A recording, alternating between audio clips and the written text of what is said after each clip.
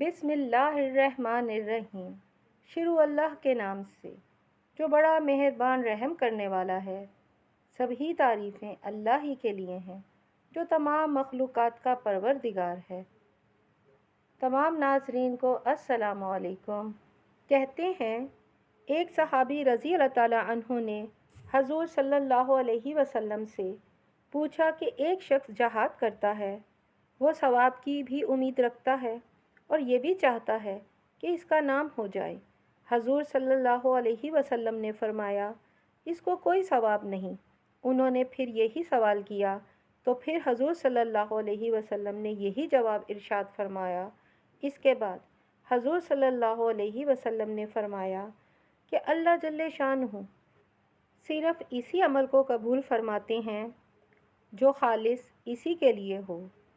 حضرت شفیع رحمۃ اللہ علیہ ایک تابعی ہیں، مدینہ منورہ حاضر ہوئے تو انہوں نے دیکھا کہ ایک صاحب ہیں جن کے پاس بڑا مجمع لگا ہوا ہے۔ انہوں نے پوچھا یہ کون صاحب ہیں؟ لوگوں نے بتایا کہ حضرت ابو ہریرہ رضی اللہ تعالیٰ عنہ ہیں۔ یہ قریب پہنچے اور عرض کیا میں آپ سے کوئی حدیث سننا چاہتا ہوں جو آپ نے حضور اقدس صلی اللہ علیہ وسلم سے اچھی طرح سمجھی ہو۔ انہوں نے فرمایا کہ ہاں میں تمہیں ایک حدیث سناتا ہوں جس کو میں نے حضور صلی اللہ علیہ وسلم سے خوب سمجھا اور اچھی طرح معلوم کیا۔ اس کے بعد حضرت ابو ہریرہ رضی اللہ تعالیٰ عنہ چیخ مار کر رونے لگے جس سے بے ہوشی کے قریب ہو گئے۔ تھوڑی دیر کے بعد جب سکون ہوا تو فرمایا کہ میں تمہیں ایک حدیث سناتا ہوں جو حضور اقدس صلی اللہ علیہ وسلم نے اس گھر میں مجھے سنائی تھی۔ اس وقت میں تھا، حضور صلی اللہ علیہ وسلم تھے، کوئی تیسرا ہمارے ساتھ نہ تھا۔ اتنا کہہ کر پھر چیخ مار کر اسی طرح رونے لگے گویا بے ہوش ہو جائیں گے۔ پھر جب سکون ہوا تو چہرہ پونچھ کر فرمایا ہاں میں تمہیں ایک حدیث سناتا ہوں جو حضور صلی اللہ علیہ وسلم نے مجھے اس گھر میں سنائی تھی۔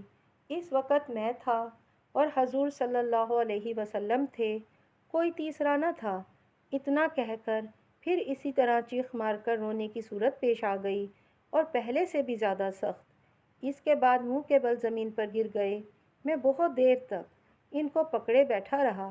اس کے بعد جب افاقہ ہوا تو فرمایا کہ حضور اقدس صلی اللہ علیہ وسلم نے ارشاد فرمایا کہ قیامت کے دن جب اللہ تبارک و تعالیٰ بندوں کے حساب کی طرف توجہ فرمائیں گے اور ہر آدمی خوف کی وجہ سے گھٹنوں کے بل گرا ہوا ہوگا تو سب سے پہلے 3 شخص بلائے جائیں گے، ایک حافظ قرآن، دوسرا مجاہد، تیسرا مالدار، اور سب سے اول حافظ قرآن سے مطالبہ ہوگا کہ میں نے تجھ کو وہ چیز عطا کی جو میں نے اپنے حبیب رسول صلی اللہ علیہ وسلم پر اتاری۔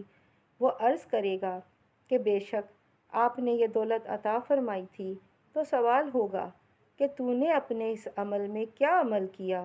وہ عرض کرے گا کہ میں دن رات اس کی تلاوت وغیرہ میں مشغول رہتا تھا۔ ارشاد ہوگا کہ جھوٹ بولتا ہے۔ فرشتے بھی سب ایک زبان ہو کر کہیں گے کہ جھوٹ ہے، جھوٹ ہے۔ پھر اللہ جل جلالہ کا ارشاد ہوگا یہ محض اس لیے ہوتا تھا کہ لوگ کہیں بڑا جید قاری ہے، سو کہا جا چکا۔ پھر مالدار سے مطالبہ ہوگا کہ میں نے تجھ کو اتنی وسعت مال کی عطا کی کہ کسی چیز میں کسی دوسرے کا محتاج تو نہیں رہا۔ وہ عرض کرے گا کہ بے شک ایسا ہی تھا۔ ارشاد ہوگا میرے اس عطا کیے ہوئے مال میں تو نے کیا عمل کیا؟ وہ عرض کرے گا کہ میں صلہ رحمی کرتا تھا اور صدقات کرتا رہتا تھا۔ ارشاد ہوگا کہ جھوٹ ہے، اور فرشتے بھی سب کہیں گے کہ جھوٹ ہے۔ پھر اللہ پاک کا ارشاد ہوگا کہ یہ اس لیے کیا جاتا تھا کہ لوگ کہیں فلاں بڑا سخی ہے، سو کہا جا چکا۔ پھر مجاہد سے سوال ہوگا کہ تمہارا کیا عمل ہے؟ وہ عرض کرے گا کہ یا اللہ تو نے جہاد کا حکم کیا، میں نے تیرے راستے میں جہاد کیا، یہاں تک کہ جان دے دی۔ ارشاد عالی ہوگا کہ جھوٹ بولتا ہے۔ فرشتے بھی کہیں گے کہ جھوٹ ہے۔ ارشاد ہوگا یہ تو اس لیے کیا تھا کہ لوگ کہیں گے کہ بڑا بہادر ہے، سو کہا جا چکا۔ اس کے بعد حضور اقدس صلی اللہ علیہ وسلم نے حضرت ابو حریرہ رضی اللہ تعالیٰ عنہ کے زانوں پر ہاتھ مارا اور فرمایا، یہ 3 شخص ہیں جن سے جہنم کی آگ سب سے پہلے بھڑکائی جائے گی۔ اس کے بعد شفیع رحمۃ اللہ علیہ امیر معاویہ رضی اللہ تعالیٰ عنہ کے پاس گئے تو ان سے حضرت ابو حریرہ رضی اللہ تعالیٰ عنہ کی اس حدیث کا تذکرہ کیا۔ امیر معاویہ رضی اللہ تعالیٰ عنہ نے فرمایا، جب ان 3 کا یہ حشر ہوا تو باقی لوگوں کا کیا کچھ حال ہوگا؟ یہ کہہ کر امیر معاویہ رضی اللہ تعالیٰ عنہ اس قدر روئے کہ دیکھنے والوں کو خیال ہوا کہ یہ روتے روتے ہلاک ہو جائیں گے۔ اس کے بعد امیر معاویہ رضی اللہ تعالیٰ عنہ کو جب افاقہ ہوا تو فرمانے لگے، اللہ جل شانہ نے بھی حق فرمایا اور اس کے رسول پاک صلی اللہ علیہ وسلم نے بھی۔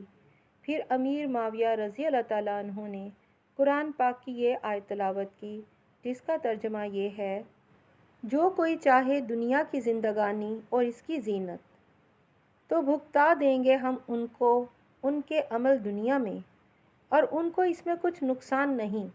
یہی ہیں جن کے واسطے کچھ نہیں آخرت میں آگ کے سوا، اور برباد ہوا جو کچھ کیا تھا یہاں، اور خراب گیا جو کمایا تھا۔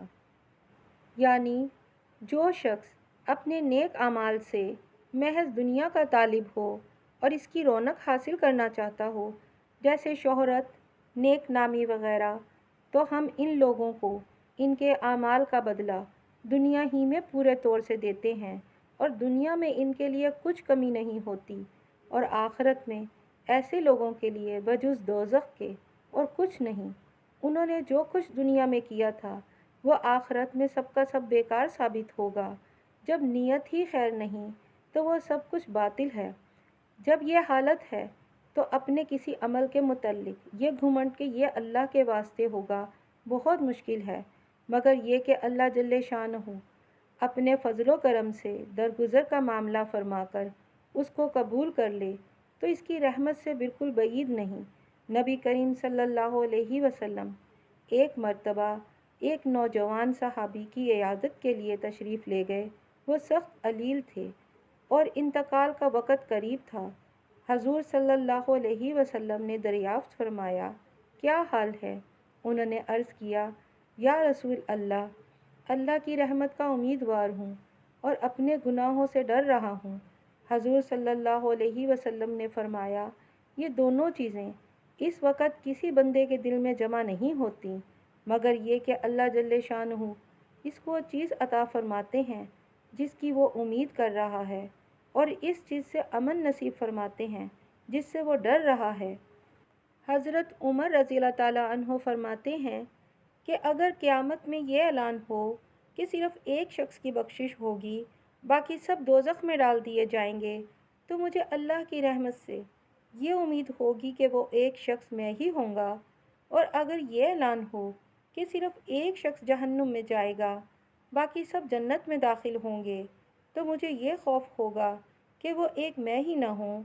حضرت علی رضی اللہ تعالیٰ عنہ کا ارشاد ہے اپنے صاحبزادے سے کہ بیٹا، اللہ سے ایسا خوف کر کہ اگر دنیا کے آدمیوں کی نیکیاں لے کر جائے تو وہ بھی قبول نہ ہوں، اور اللہ پاک سے ایسی امید رکھ کہ اگر تو ساری دنیا کے گناہ اپنے ساتھ لے کر جائے تو وہ بھی معاف کر دے۔ سبحان اللہ۔ آخر میں تمام ناظرین سے یہی کہوں گی کہ میری ویڈیو کو لائک کریں، میرے چینل کو سبسکرائب کریں۔ اللہ حافظ۔